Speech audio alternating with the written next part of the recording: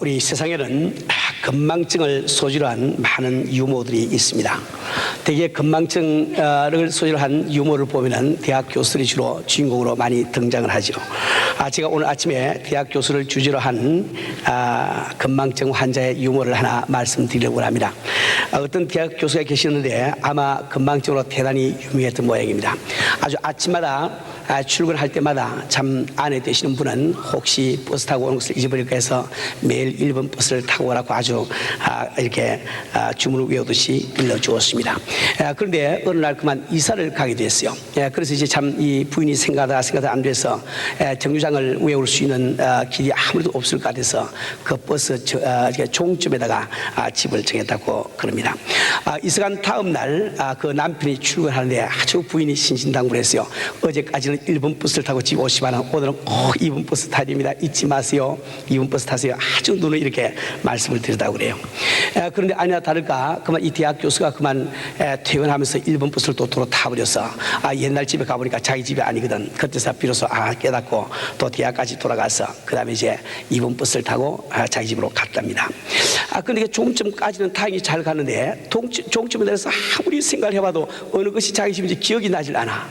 그래서 어느 집인지 몰라서 아주 기억기억 이렇게 하면서 낭패를 타고 있는데 보니까 어떤 국민학교 학생이 하나가 이렇게 어떤 집으로 들어가거든요. 뒤에 얼른 그 아이를 붙들고 얘 좀 날 좀 도와달라고. 혹시 너 어제 이 동네 이사 온 사람 집 혹시 알지 못하니? 그랬더니 그 아이가 하는 이야기가 아버지 왜 그러세요? 빨리 집으로 들어갑시다. 그들입니다.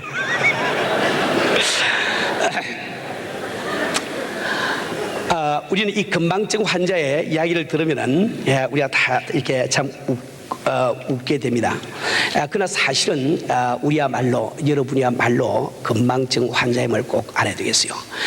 우리가 처음에 구원을 받을 때 여러분은 어떻게 구원을 받았습니까? 우리 믿음으로 구원을 받았지요.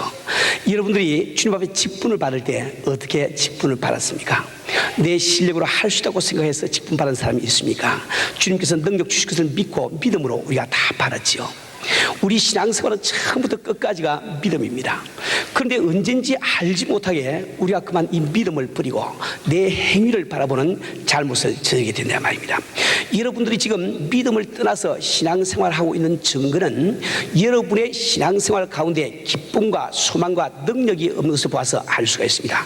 무기력한 신앙생활을 하고 있는 것을 봐서 안다 이 말입니다. 그래서 왜 그런 거 하니까 우리 아버지에게는 능력과 기쁨과 소망이 넘칩니다. 그래서 우리가 주님 앞에 나갈 수만 있다면, 아버지의 임재 앞에 나가기만 나간다고 하면 우리는 언제나 기쁨을 경험하고 그 소망을 경험하고 우리가 평강을 경험하고 우리가 그 능력을 경험하게 되는 겁니다. 그래서 우리 성도의 생활에는 기쁨과 소망과 평강과 능력이 넘쳐나게 되는 것이요.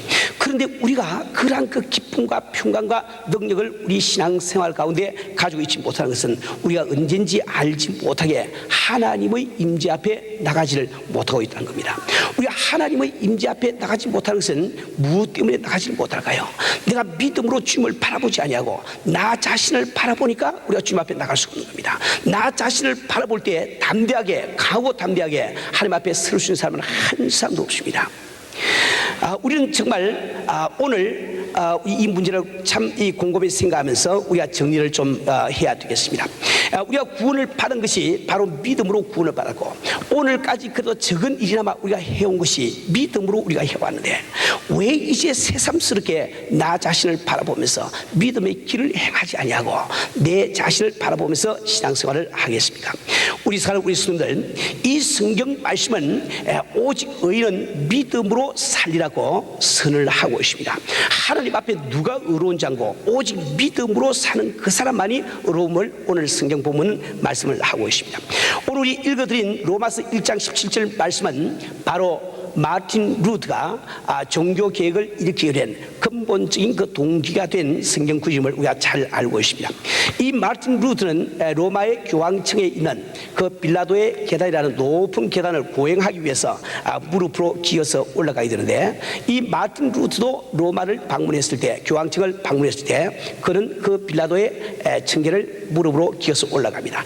중간쯤 올라갔을 때 그는 갑자기 오직 의인은 믿음으로 살리라, 이 말씀이 생각이 나서 그는 그 자리에서 벌떡 일어나서 그는 발로 걸어서 내려온 유명한 일화가 있습니다. 우리 사랑 우리 성도들, 오늘 본문 말씀을 우리가 정리해 보면은 세 가지 개념으로 이어져 있습니다.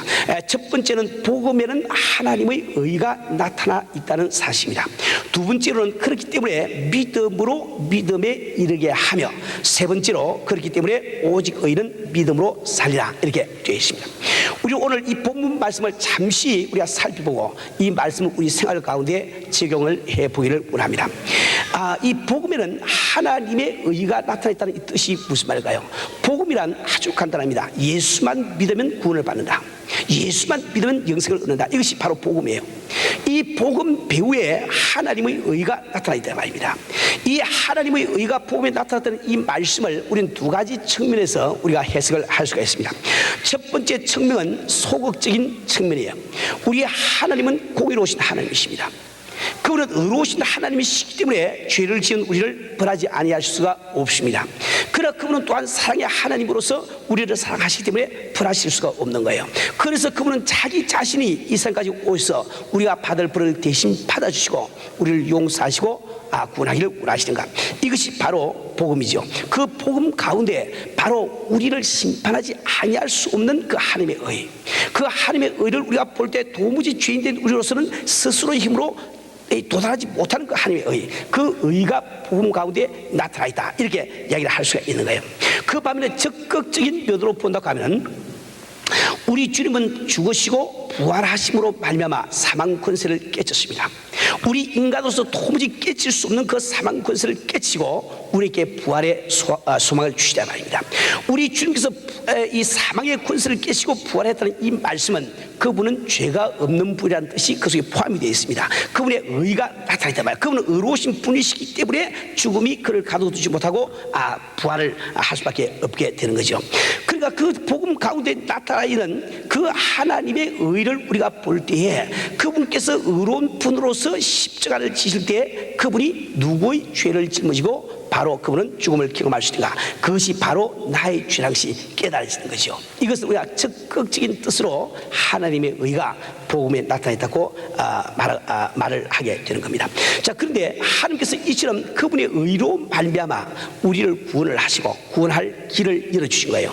그렇기 때문에 그 하나님의 행하신 그 일을 받을 수 있는 사람이 누군고, 그것을 받을 수 있는 사람이 누구고, 그 혜택을 입을 수 있는 사람이 무엇인고, 그것은 바로 오직 믿는 사람만이 믿음으로만 받을 수 있는 것을 이 성경은 이야기를 하고 있습니다.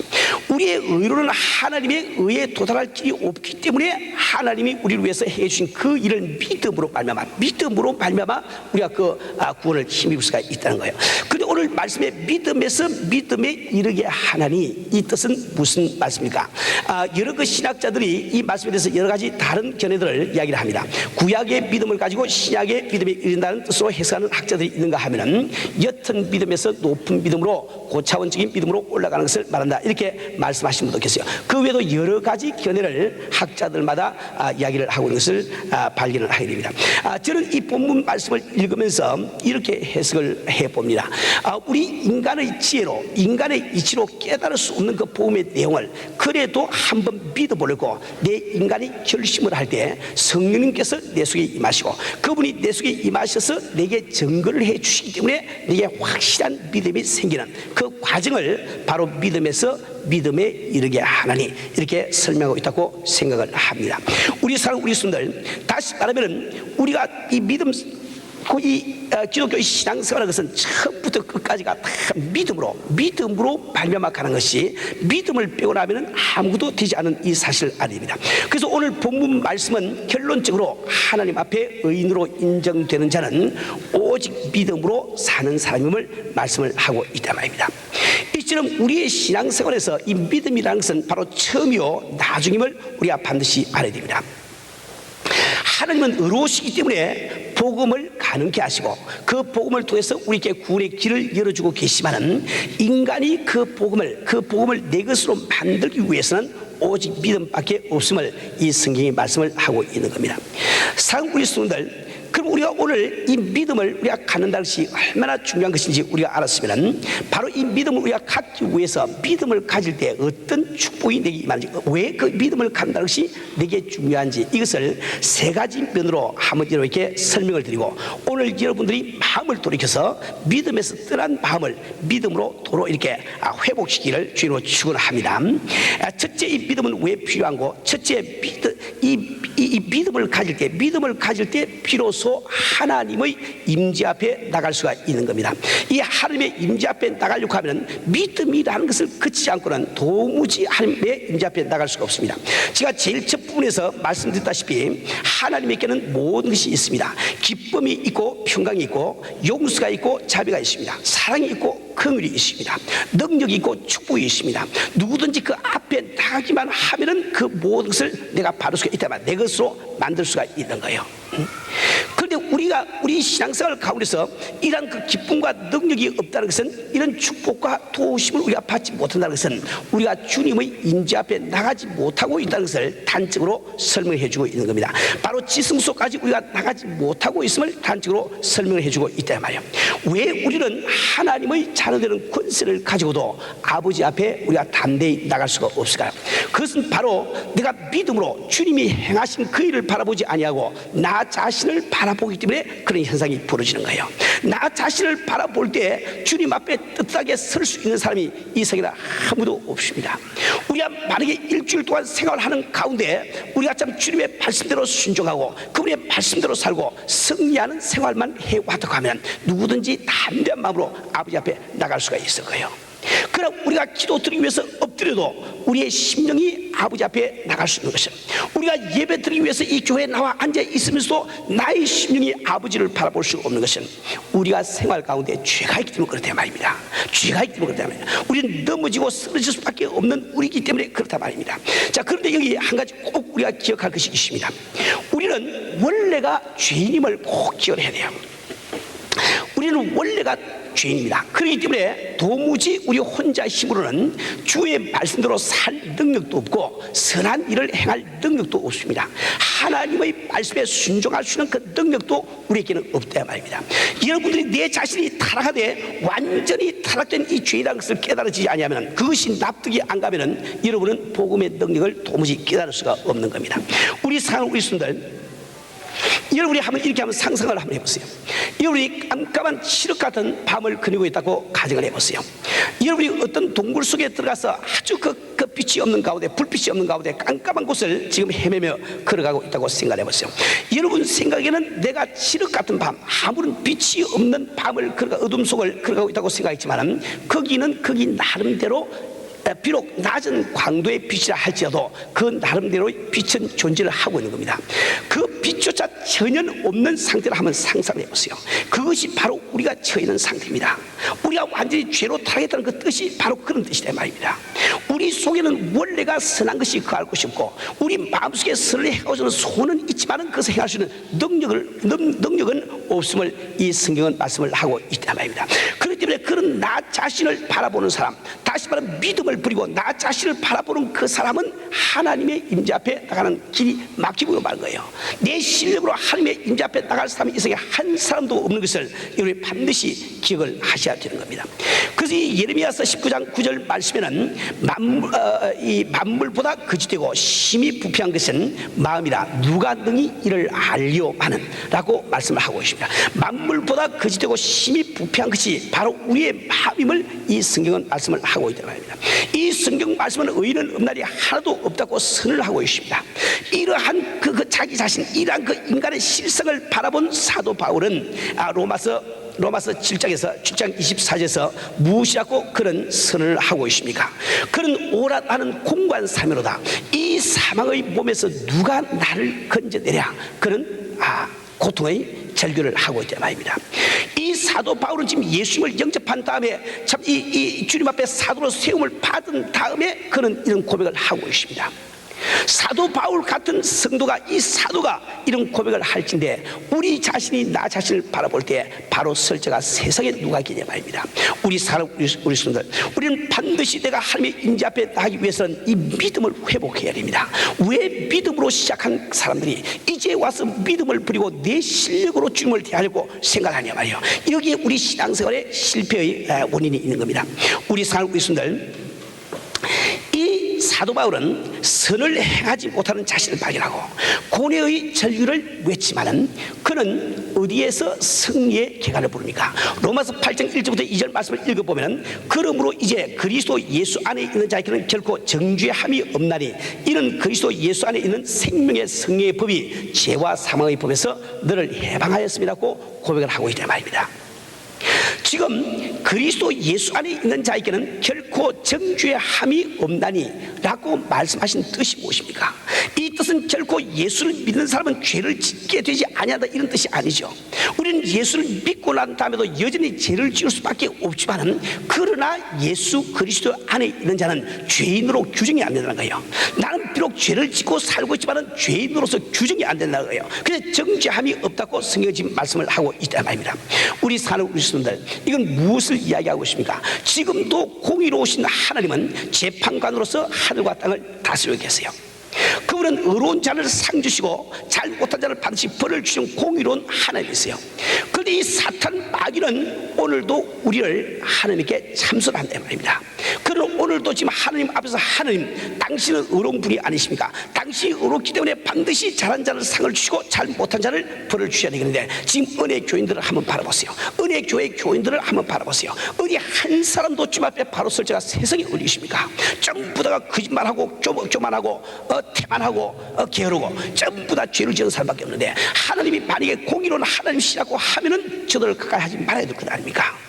하나님이 만약에 공의로운 하나님이시라고 하면은 저들의 기도에 응답을 하지 말아야 될 것 아닙니까? 저들이 저런 죄를 짓고 있으니 어떻게 하나님과 더불어 영원히 천국에서 살 수 있단 말입니까? 그는 여전히 지금도 참선을 하고 있단 말이에요. 그런데 참 감사한 것은 그 옆에서 우리 주님이 우리를 지금 변호를 해주고 계세요. 아버지, 우리 은혜교회 교인들이 죄를 짓고 사는 것은 사탄이 하는 말이 그대로 딱 맞습니다. 아주 김 목사를 위시해서 전부 다 아주 죄를 짓고 사는 것은 아주 정말 딱 맞는 말입니다. 그러나 그렇기 때문에 내가 2000년 전에 십자가에 높이 달려서 내가 모든 고난을 받지 않았습니까? 저들이 받을 벌을 다 받아주지 않았습니까? 그렇기 때문에 아버지는 지금 참 이렇게 그 은혜교회 교인들의 기도를 들으시고 응답을 하시고 그 은혜교회 교인들과 교통을 하셔야만 되지 않습니까? 변호를 해주신단 말이에요. 이 변호하시는 주님이 계시기 때문에 우리는 하나님의 임재 앞에 나갈 수가 있는 겁니다. 우리 사는 우리 성도들, 우리는 오늘 우리의 마음을 결정을 해야 됩니다. 나는 이제 나를 참수하는 그 마귀의 참수의 그 참수하는 그 소리를 내가 믿을 것인지, 나를 위해서 변화하고 계시는 주님의 음성에 귀를 기울일 것인지 내가 착정을 해야 된단 말이에요. 나를 참수하고 있는 그 마귀의 음성에 귀를 기울이지 않냐고 나를 변화하는 주님의 음성에 귀를 기울이겠다고 작정하는 그것이 바로 믿음으로 돌아오는 것이란 말입니다. 그것이 바로 믿음으로 돌아오는 것이란 말이에요.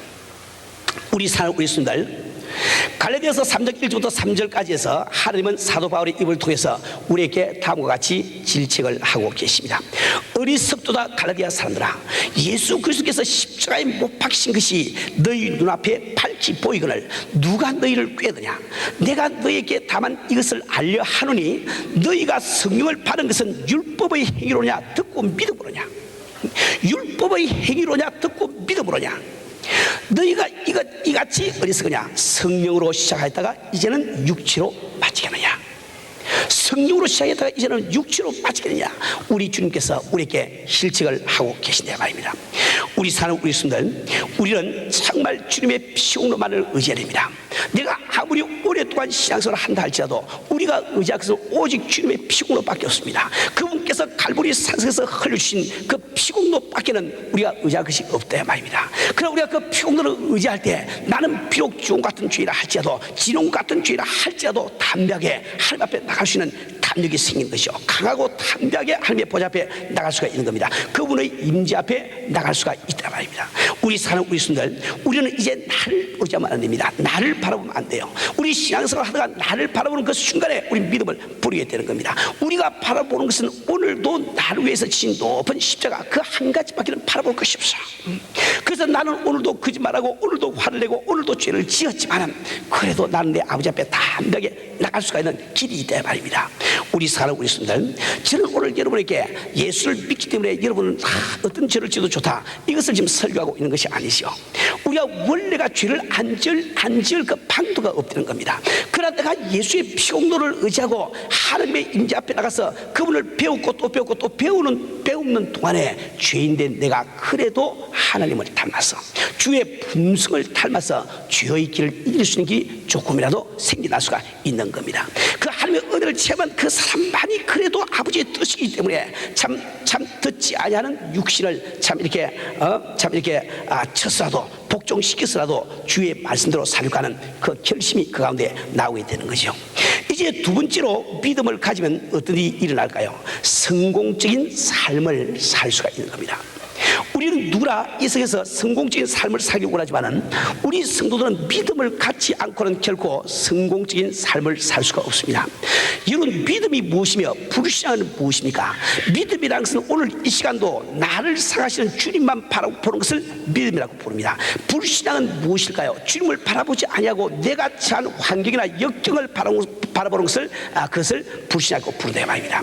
우리가 세상을 살아가면서 예수를 믿거나 안 믿거나 관계없이 우리에게는 어려운 역경과 환경이 닥쳐오게 되어 있는 겁니다. 하나님의 약속의 말씀을 따라서 가나안 땅으로 가고 있는 그 이스라엘 백성들에게 요단강이 가로막혀 있을 것처럼 약속의 말씀을 따라서 가나안 땅에 발을 디디지만은 그 앞에 여리고성이 우뚝 서 있었던 것처럼 우리가 이 세상을 살아가는 동안에 우리는 역경과 어려움은 어떻게 할 수가 없다 말입니다.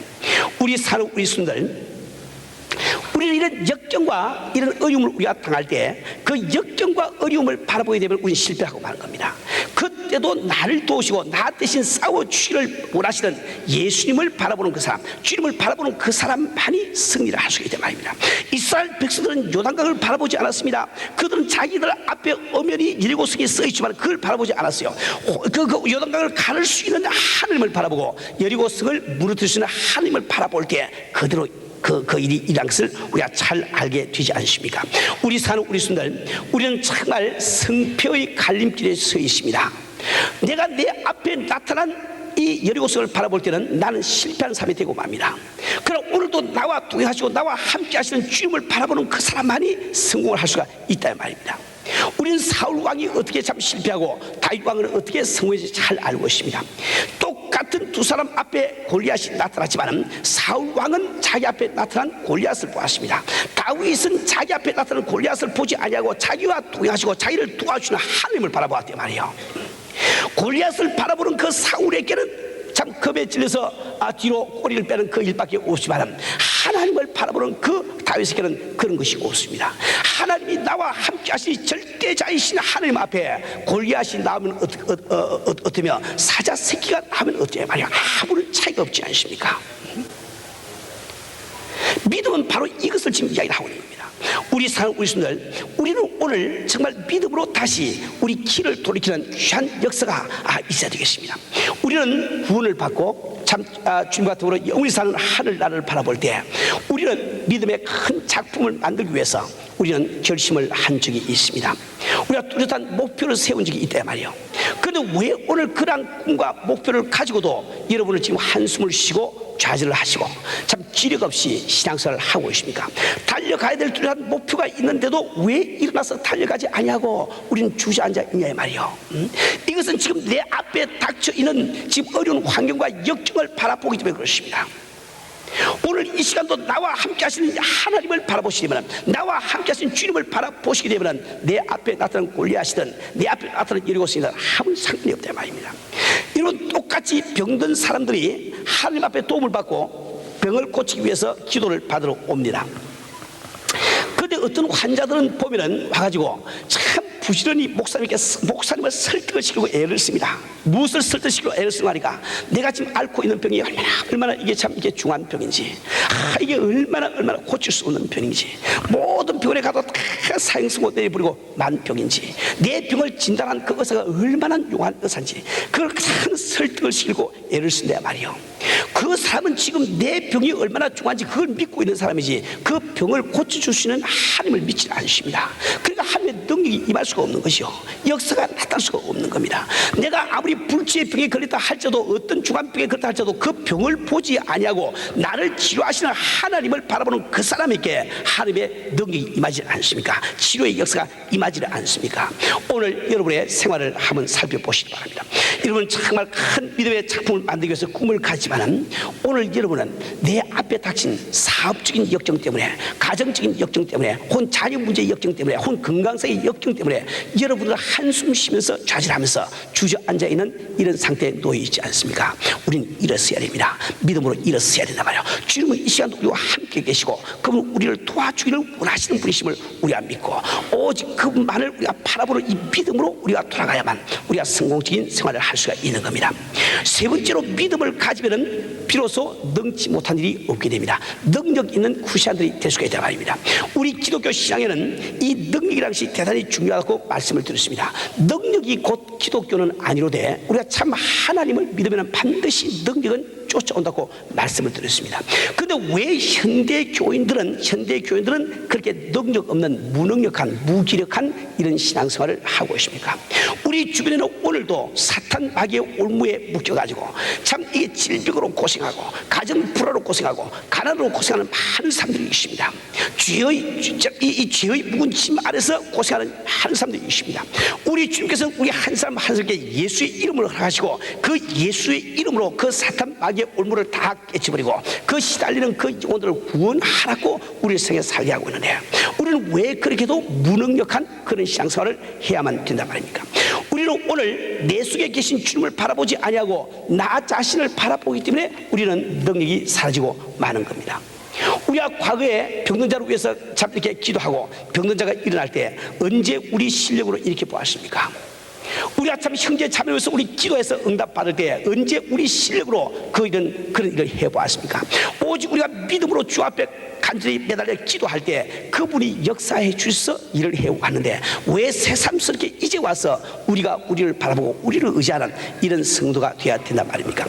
우리 신들, 우리는 정말 주님께서 하신 말씀을 잘 기억해야 돼요. 우리 주님은 병든 자에게 손을 얹은 적 나으리라고 약속을 하고 계세요. 다시 한번 그분께서 우리에게 병든 자를 고치라고 말씀하지 아니하시고 너희들은 믿음으로 병든 자에게 손을 얹으라, 그러면 고쳐서 내가 고쳐주마고 말씀하고 계시단 말이에요. 우리에게는 병을 고치는 능력이 없습니다. 오직 하나님의 말씀에 순종할 수 있는 그 순종밖에 없다. 그걸 믿음이라고 부르지 않습니까? 그 말씀에 순종해서 우리가 손을 얹을 때 그분이 역사하시가 병든 자가 낫지 아니야 말이에요. 우리 신들, 우리는 정말 믿음으로 다시 돌아서는 귀한 날이 우리가 되어야 되겠습니다. 우리 은혜교회 교인들이 특히 은혜를 체험한 교인들이 저지른 실수가 있어요. 그럼 뭔가니까 내가 은혜를 받고 구체적으로 주님을 영접하고 난 다음에 내 신앙이 점점 깊어지게 되면 여러분이 어느 순간에 주님의 임재하심을 내가 피부로 내 감각으로 느끼게 된다 말입니다. 내 심령 가운데 주님이 계시기를 느끼게 된다 말이에요. 이 체험을 한 것은 대단히 큰 축복인데 이것 때문에 여러분이 잘못된 결론을 내리고 맙니다. 내게 주님이 함께 하시는 감각이 있으면 담대한 마음으로 손을 꼭 기도할 수 있는데 그 감각이 사라져버리면 마치 주님이 외출하신 것 모양으로 그만 마음이 불안하고 아무런 힘이 안 생기게 말입니다. 이 성경 말씀은 여러분의 감각을 믿는 것을 믿음이라고 부르지 않습니다. 오직 하나님의 말씀을 믿는 그것을 믿음이라고 부른다 말입니다. 요한복음 14장 16절에서 이 성경 무슨 말씀하고 있습니까? 우리 주께서 약속하시를 내가 아버지께 구하겠으니 그가 또 다른 보혜사를 너에게 주사 영원토록 너희와 함께 있게 하시리니, 하나님의 말씀은 주님께서 내 속에 들어오시면 그분이 영원토록 함께 하신다는 거예요. 내가 감각이 되거나 감각이 안 되거나 상관이 없어. 그건 당신 감각이지. 하나님의 당신의 감각에 의해서 좌우되신 그런 분이 아니지 않습니까? 그분이 자기가 약속하신 말씀에 의해서 행하시는 분이지 당신 감각으로는 아무 상관이 없단 말이에요. 그래서 내 감각으로 주님이 내 속에 안 계신 것 같아도 말씀을 믿기 때문에 내가 예수 이름으로 술을 꼭 기도할 수 있다 말입니다. 그 담력이 생길 수 있다 말입니다. 그런 사람을 통해서 오늘도 주님은 역사를 해주는 것을 우리는 잘 알고 있지 않습니까? 우리 사랑, 우리 순들, 우리는 세계 선교의 꿈을 가지고 있습니다. 이 세계 선교 때문에 우리는 연말까지 3,000명으로 우리가 자라기를 원하고 있어요. 이 세계 선교의 꿈 때문에 우리는 예산을 세우고 그 예산 목표가 달성되기를 원하고 있습니다. 우리는 세계 선교의 꿈 때문에 이곳에 새로운 성전을 세우기를 원합니다. 우리는 그 세계 선교의 꿈 때문에 기도원도 우리가 세우기를 원한다 말이에요. 그런데 그것을 방해하는 사람이 누굽니까? 누가 그것을 방해할까요? 우리 힘으로 어떻게 할 수 있을까? 금년 들어와서 지금 6개월, 7개월이 지금 지났는데 교회가 요것밖에 성전에 안 되는데 어떻게 연말까지 3,000명이 될고, 그 걱정, 근심하는 그 사람들이 바로 주님의 능력을 제한하고 있음을 우리가 알아야 되는 거예요. 우리는 우리 힘으로 우리를 바라보고 우리는 그 목표를 세우는 것이 아닙니다. 하나님의 약속의 말씀을 믿고 우리가 그 목표를 세우고 있지 않습니까? 우리는 오늘 다시 믿음으로 돌아가는 이런 귀한 역사가 있어야 되겠습니다. 이제 마지막으로 한 가지만 말씀을 드리겠습니다. 여러분 가운데 어떤 분들은 그런 질문을 하신 분이 계실 거예요. 목사님, 믿음만 가지고 가만히 앉아 있으면 다 됩니까? 믿음만 가지고 가만히 앉아있으면 먹을 것이 들어옵니까? 그런 질문을 하신 분이 계실 거예요. 그 질문은 굉장히 어리석은 질문입니다. 왜 그런가 하니까, 여러분이 성경이 말씀하시는 참 믿음이 여러분 속에 있으면 반드시 행함이 나오게 돼 있어요. 행함이 나오게 됐단 말이야. 내가 믿는다고 하면서도 행함이 안 나오는 것은 여러분이 요행을 바라는 것을 믿음으로 착각을 하고 계시거나, 자기 추측을 자기가 이렇게 믿음으로 착각을 하고 있거나, 혹은 지식적인 동의를 믿음으로 착각하고 있는 것이 참 믿음이라는 것은 반드시 행함이 나온단 말이야. 우리 창세기 30장에 보면은 좋은 교훈이 나와 있습니다. 우리가 잘 아는 대로 야곱은 자기 외삼촌 라반과 함께 이 계약을 맺지 않습니까? 이제 앞으로 네게 다른 삭스를 줄 필요가 없고 이제 양떼와 염소떼를 먹이는데 앞으로 점이 있고 아롱지고 그 검은 양이나 염소가 나오면은 다 내 것이 될 것이요 나머지는 다 삼촌 것입니다. 이렇게 서로 계약을 맺지 않습니까? 그 다음에 그 야곱은 가만히 있지 않습니다. 그는 산에 가서 살구나무, 신풍나무, 부드나무 그 푸른 가지를 꺾다가 이제 참 이게 그 잎사귀를 갖다가 이게 벗겨서 알롱달롱하게 만들어서 이제 그 양떼들이, 염소떼들이 와서 물을 먹을 때 그 앞에 꽂아놓고 그걸 보게 만들지 않아요. 그랬더니 어떤 현상이 벌어졌습니까? 그 앞에서 교접하는 양이나 염소마다 다 새끼를 낳으니까 전부 다 아롱지고 점있고 까만 이런 그 새끼들만 낳는다 말입니다. 여러분, 야곱이 그 앞에 부드나무, 신풍나무, 살구나무를 껍질을 삐가지고 갖다 놓았기 때문에 그런 현상이 일어났으면 오늘날도 똑같이 일어나야 될 거예요. 그래서 성경 지금 그걸 이야기하고 있지 않습니다. 지금 야곱은 이미 지금 라반과 그런 이야기하기 전에 꿈 가운데서 하나님의 계시를 받았어요. 앞으로 이렇게 되리라는 그 계시를 받았어요. 그걸 믿으니까 그 믿는 그 믿음이 행함으로 옮겨진다. 그 믿으니까, 그 너무 믿어지니까 그는 산에 올라가서 살구나무, 신풍나무, 부드나무 가지를 끄다가 알록달록해서 꽂아 놓는 그 행함이 나온다 말입니다.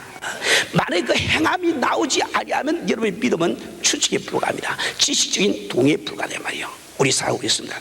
우리는 정말 오늘 참 믿음으로 다시 궤도 수정하는 귀한 이런 날이 되어야 되겠습니다. 우리 살고 있습니다.